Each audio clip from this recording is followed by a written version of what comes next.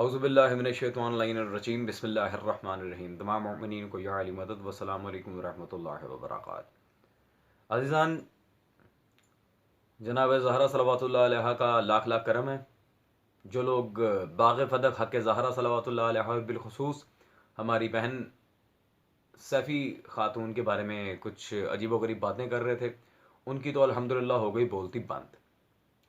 اب اس ساری جوابی معاملے سے پہلے میں، جیسا کہ آپ لوگ جانتے ہیں، الحمدللہ باغ فدق کے لحاظ سے، شہادت جناب زہرا صلوات اللہ علیہ کے لحاظ سے، تاریخ، فتاوی، حدیث، رجال، تفسیر، تمام علوم جو اس وقت رائج ہیں مناظرے کے ضمن میں سارے معاملات سے پورا واقعہ کلیئر کر چکا تھا. لیکن اب ایک عجیب قسم کی روش ہمارے سامنے آئی ہے. وہ روش یہ ہے، مرزا علی انجینئر المعروف پھکی مین صاحب کو آج کا جواب اپلوڈ ہونے والا ہے، اور بہت ہی غیر ذمہ دارانہ و غیر مستند دلائل ان کی طرف سے آئے ہیں ہماری طرف. اور یہ تو ماشاءاللہ وہ طبقہ ہے جو شیعوں کو بھی بخاری و مسلم کے حوالے پیش کرتے ہیں. اللہ عقل دے. ویسے دشمن ولایت کی عقل ضائع ہو جاتی ہے. وہ ان کی ویڈیوز دیکھ کے مجھے اندازہ ہو گیا کہ میرا جملہ ٹھیک تھا. دشمن ولایت کی عقل کھ نہیں ہوتی ہے الحمدللہ. خیر، انہوں نے ایک نئی روش پیدا کی ہے. وہ روش یہ ہے، بنی امیہ کو سامنے رکھ کے، معاویہ کے عمل کو سامنے رکھ کے خلفاء ثلاثہ کا دفاع کرنے چلے ہیں یہ حضرت. اور اس معاملے میں ایک جھوٹا واقعہ انہوں نے پیش کیا جو الحمدللہ انہی کے گاٹے فٹ ہونے والا ہے. ہم اپنے فضائل نا، وہ جو دیوبند اور بریلوی بزرگ گزرے ہیں مخالف مسلک میں، ان کے جب واقعات پڑھتے ہیں تو یہ کہانی شریف کہہ کے کنڈیم کر رہے ہوتے ہیں، اور اپنی کہانیاں لوگوں کو سنا سنا کے کہتے ہیں جی سبحان اللہ کو. تعجب ہے خدایا. وہ بیچارے ننے منے جو سائڈوں پہ بیٹھے ہیں وہ سن کے واہ جی سبحان اللہ. خیر، اب ان کی جو سیاسی کوشش ہے خلفاء کے دفاع کے لحاظ سے، وہ میں آپ کو دکھاتا ہوں. اس کے بعد مکمل علمی طریقے سے ان کے سارے دلائل کو رد کر کے آگے بات ہوگی. جی آپ کو کیا مسئلہ ہے؟ میں نے کہا یہ ایک مسئلہ ہے. کہتے کیا؟ میں نے کہا یار تم جو شیعہ ہو نا، یہ معاویہ کے شیعہ ہو، میں علی کا شیعہ ہوں. ایڈا حوصلہ تو اہل حدیث دا نہیں نہ ہو سکتا کہ کبھی میں علی دا شیعہ ہاں. ٹھیک ہے نا؟ تو پھر اس لیول پہ اترنا. اس کا تو پاؤں گے زمین نکل گئی کہ یہ تو ساڈی علی گل ہی کر رہا ہے. کہتا جی یہ کہ گل کی تسی معاویہ میرے کھاتے پاتا ہے رضی اللہ تعالیٰ عنہ. ہم تو صحابی مانتے ہیں. میں نے کہا اس لیے کہ حضرت معاویہ کے دور میں اور بعد میں آل امیہ کے دور میں حضرت علی پہ ممبروں پہ لعنت ہوتی تھی. یہ پتہ ہے تمہیں؟ وہ اور خوش ہو گیا، کہتا جی ہم تو پہلے ہی رونا رو رہے ہیں. تو میں نے کہا یہ بدعت کس نے شروع کی؟ کہتا ہے آل امیہ نے. تو میں نے کہا آج اس بدعت پہ کون عمل کر رہا ہے؟ آج کس کے ممبروں سے صحابہ پہ لعنت ہو رہی ہے؟ اس نے ادھر بیٹھے ہوئے کہا علی بھائی آج کے بعد کسی صحابی کو گالی نہیں نکالوں گا.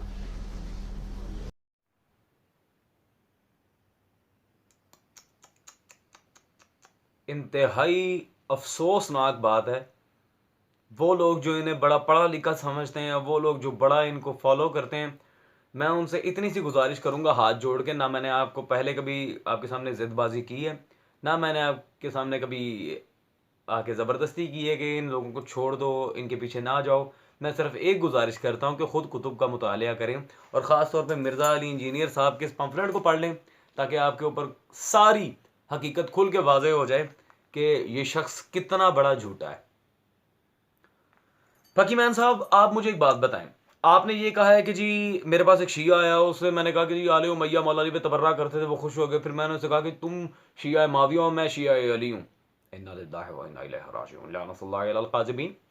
پھر جی آپ نے کہا کہ جی معاویہ جس طرح امیر المومنین پہ تبرہ کرتا تھا، تم صحابہ پہ کرتے ہو، تو لہٰذا تم معاویہ کے معاذ اللہ صبح معاذ اللہ عمل کو آگے لے کے چلو. پھر اس نے کہا علی بھائی آج کے بعد میں کسی صحابی کو گالی دوں گا. پہلی بات تو یہ ہے، کس گدھے نے کہا ہے کہ نعوذ باللہ ہم صحابہ کو نہیں مانتے، ہم تو دلیل دے دے کے اک گئے ہیں.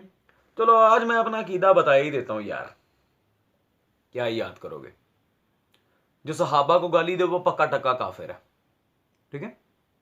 لیکن اللہ نے قرآن میں کئی جگہ صحابہ کے دو ترک ہمیں گنوائے ہیں، اصحاب الجنہ والاصحاب النار، جنتی اور جہنمی صحابی. تو کون سے صحابی کی حمایت کر رہے ہو آپ؟ پھکی نمبر 1، اور اب یہ تو پھکی تھی نا, آپ دنیا کو پھکی دیتے ہو, میں آپ کو چورن اور ٹاٹری دوں گا الحمدللہ آج کی ویڈیو میں.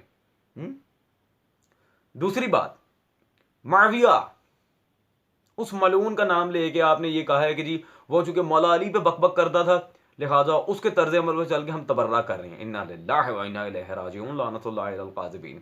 پہلی بات, ہمارا اختلاف کس سے ہے؟ خلفاء ثلاثہ سے. اب پھکی یہ ہے, معاویہ کو شام کا گورنر کس نے اپوائنٹ کیا تھا؟ مولا علی نے یا حضرت عمر نے؟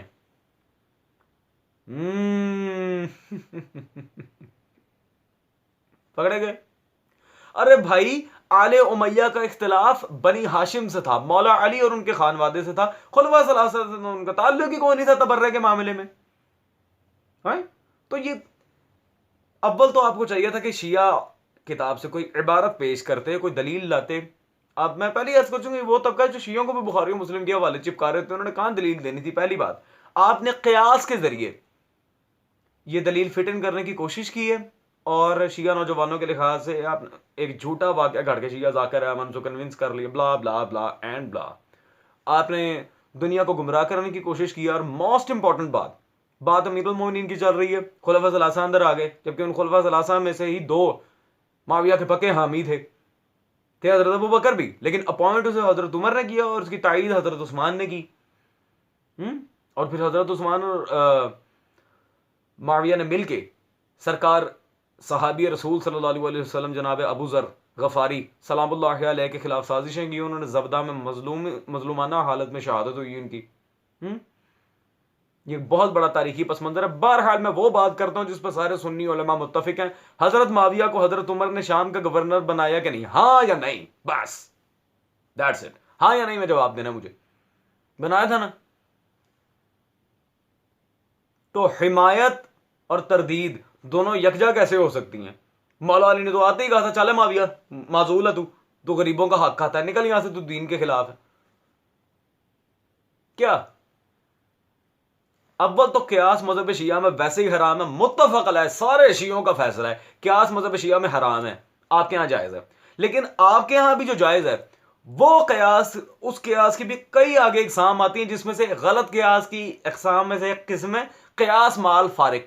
اور آپ نے قیاس مال فارق کیا ہے, ابھی غلط قیاس کی ہے.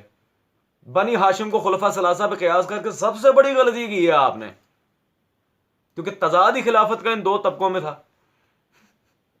اور یار خدا کا نام ہے مرزا صاحب, آپ انجینئر ہیں, یہ میرے ساتھ کچھ مسلکن ہیں شیعہ, لیکن کاسٹ وائز وہ جٹ ہیں, میرے دو بھائی ہیں, میں نام نہیں لینا چاہوں گا. ان کے طرز عمل پہ چلتے ایک جملہ میں بول رہے ہیں, جو پھر ساڈی ہے سٹ بجدی ہے نا تبرے دی, تے رہ رب دا نہ ہے. اور یار بال بچے دار بندے ہو, تہاڈی عمر نہیں رہی سٹاں کھان دیا, کیوں پنگے لیندے ہو یار؟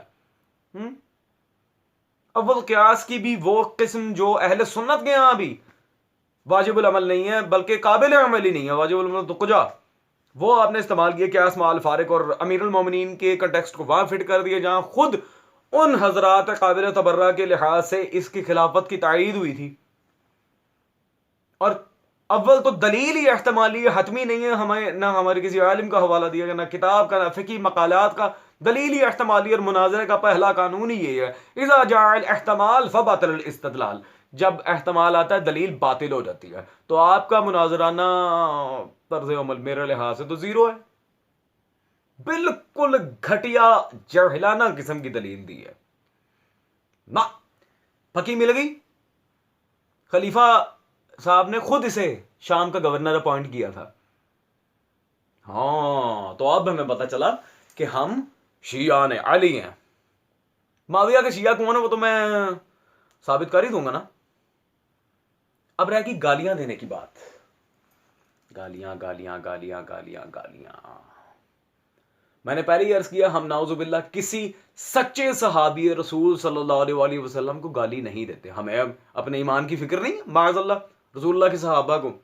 اور ایک بات تو بتاؤ, بفرض محال شیعہ صحابہ کو نہیں مانتے, ہم جناب سلمان محمدی کی, سرکار ابو ذر غفاری کی, ابو دجانہ انصاری کی, مالک اشتر کی, اسی طرح سرکار سعد ابن عبادہ کی, ابو سعید خدری سلام اللہ علیہ, ان سارے اصحاب کا, جناب محمد بن ابی بکر بھی ہیں, ان سارے صحابہ کا جناب ابو عبید بھی ہیں، ان سارے صحابہ کا ہم احترام کیوں کرتے ہیں؟ بلال حبشی ہیں سلام اللہ علیہ، آپ رضی اللہ کہتے ہو، میں علیہ السلام کہتا ہوں، سین ہے ٹھوک کے. ہم تو ان صحابہ کی آپ سے بھی زیادہ عزت کرتے ہیں. ان صحابہ کو برا کیوں نہیں کہتے ہیں ہم؟ کیونکہ ہمیں صحیح اور غلط کا پتہ آپ کو بھی ہے، جان کے چھپانا ہے. یہ تو فرقے والے چھتر ماریں گے. خیر، رہ گئی گالیاں دینے کی بات، تو ذرا اب اس پہ غور کر لیا جائے. اب عزیزان موسٹ امپورٹنٹ بات جو گالیوں کے لحاظ سے رہ گئی تھی، گالیاں دی جاتی ہیں. اچھا، اور گالیاں دینا جی بدت ہے، ماں دس کے جائے تو پیو کدی دس کے نہ جائے. واہ، یہ نیا فارمولا جڑا کٹیا جی. تو اس کا فیصلہ اب تاریخ کی نہیں، حدیث کی کتاب سے کرواتے ہیں کہ یہ بدعت ہے. یہ کچھ صحابہ ایسے تھے جنہیں گالی دینا رسول اللہ صلی اللہ علیہ وسلم کی سنت ہے. اور ان روایات کا قرآن سے بھی تمسک ہے. بعد ذالک الزنیم کے الفاظ اللہ نے قرآن و سورہ القلم میں بھی استعمال کیے ہیں. تو قرآن سے ان کا متن مل جائے، چاہے سند میں ضعف اور انقطاع ہو، جب قرآن میں اس کی تائید ہو پھر ان روایات سے تم جان نہیں چھڑا سکتے. چلیں حدیث کی طرف.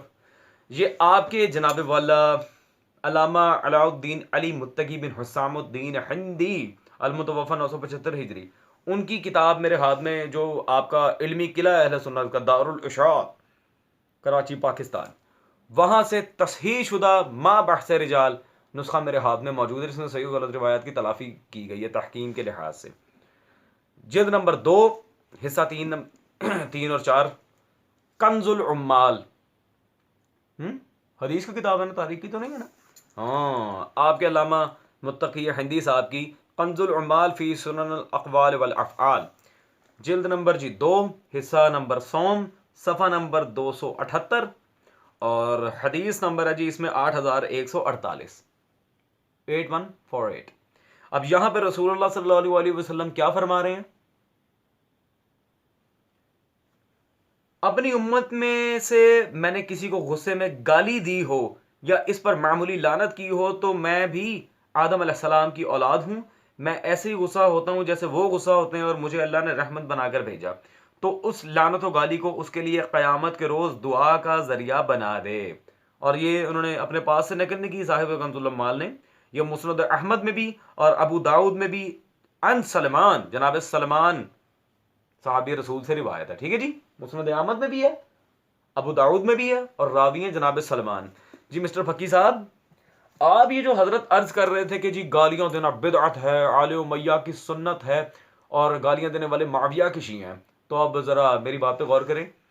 صحابہ کو پڑھتی رہی ہیں رسول اللہ صلی اللہ علیہ وسلم سے گالیاں، تو کیا نعوذ باللہ رسول صلی اللہ علیہ وسلم معاویہ کے پیروکار تھے؟ معاویہ کے پیروکار تھے رسول اللہ؟ انا للہ و انا الیہ راجعون. فقی صاحب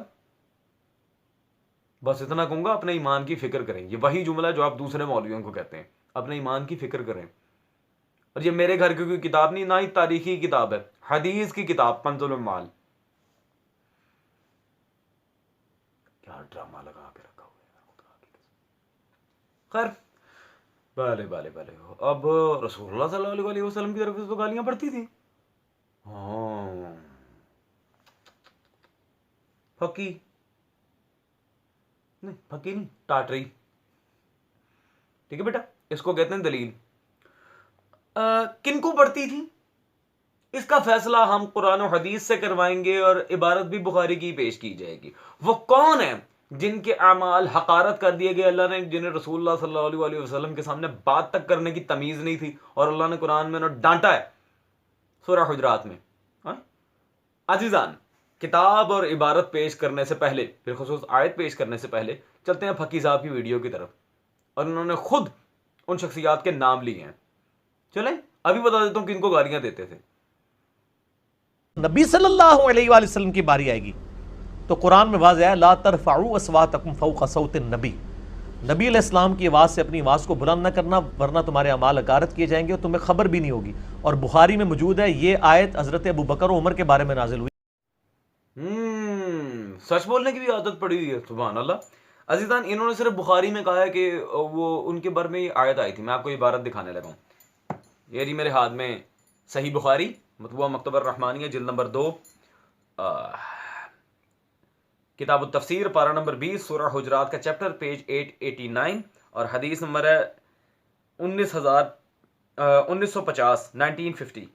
یہاں پر جو سورۃ الحجرات کی مشہور آیت ہے اس کی تفسیر اب بیان کرنے لگا ہوں میں. آیت یہ آپ کے سامنے موجود ہے عزیزان.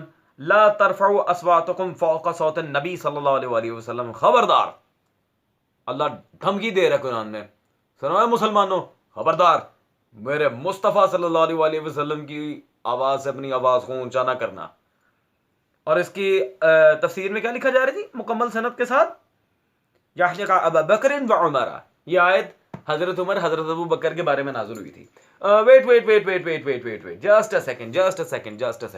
ابھی میں نے کنز العمال سے کیا حدیث پڑھی تھی؟ رسول اللہ صلی اللہ علیہ وسلم صحابہ کو گالیاں دیتے تھے. اور کون تھے وہ بدتمیز جنہیں گالیاں پڑتی تھی؟ وہ بخاری میں اور قرآن میں پہلی وضاحت ہو گئی ہے. اب میں ساری ایجنسی سے سارے مولویوں سے کہوں گا کہ بھائی فتویٰ غریبوں پہ کیوں لگاتے ہو؟ اس خاتون کے پاس کیوں جاتے ہو؟ ذرا بخاری پہ تو لگاؤ، ذرا صاحب کنز العمال پہ تو لگاؤ، پھر ہمارے پاس آؤ. ٹھیک ہے جی؟ سانو کیوں پٹ دے ہو؟ اپنے محدثین پہ فتوے لگاؤ، انہیں پکڑو جا کے. ہم نے کیا کیا؟ ہم نے صرف ان کی کتابوں سے عبارتیں نقل کی، بس دیٹس اٹ. پکی عزیزان، گالیوں والا چیپٹر تو کلیئر ہو گیا. اب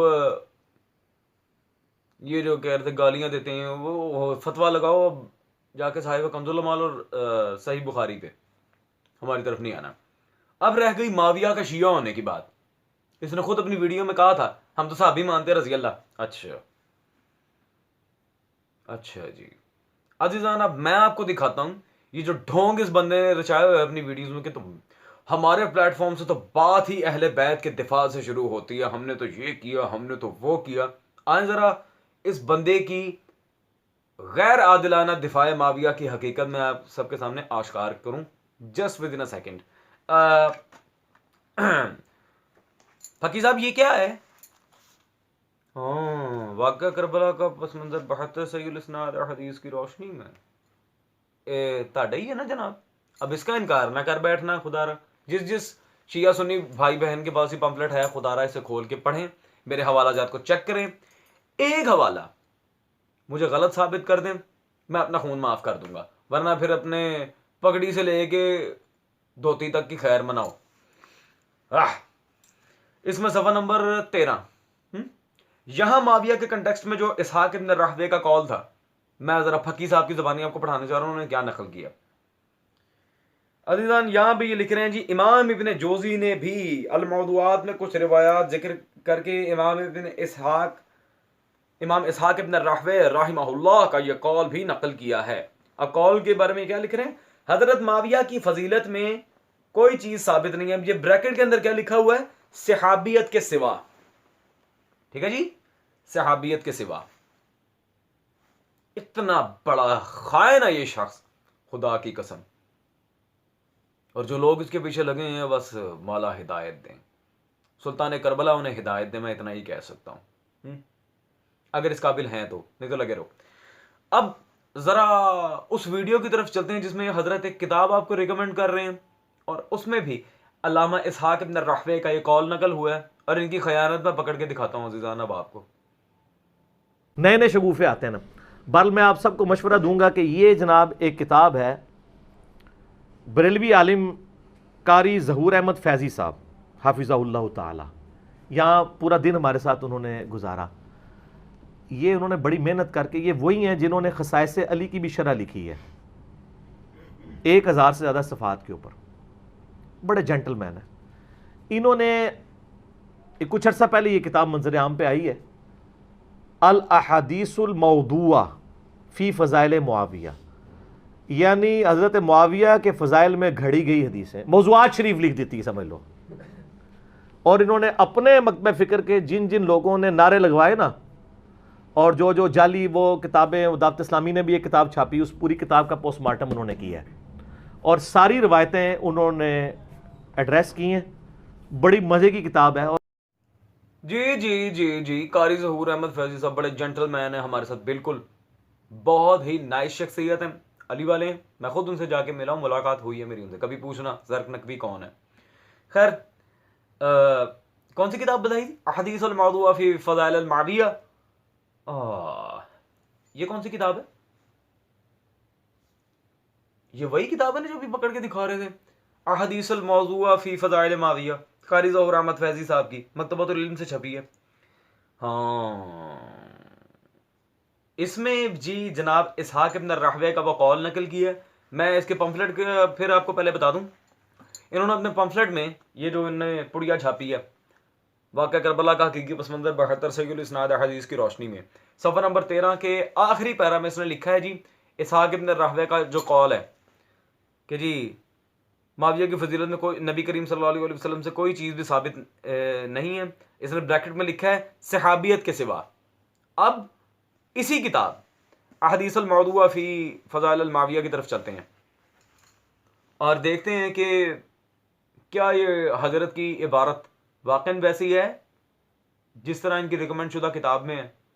احادیث الموضوع فی فضائل المعاویہ, it's right in front of you in my hand, اور اس میں صفحہ نمبر 39 پہ چلتے ہیں. علامہ ابن قیم حنبلی نے اسحاق ابن راہویہ کا وہ قول نقل کیا ہے, اور اس کی عبارت میں کیا چیز ہے جی, امام اسحاق ابن راہویہ فرماتے ہیں کہ فضیلت معاویہ بن ابی سفیان میں نبی کریم صلی اللہ علیہ وسلم سے کوئی چیز ثابت نہیں ہے.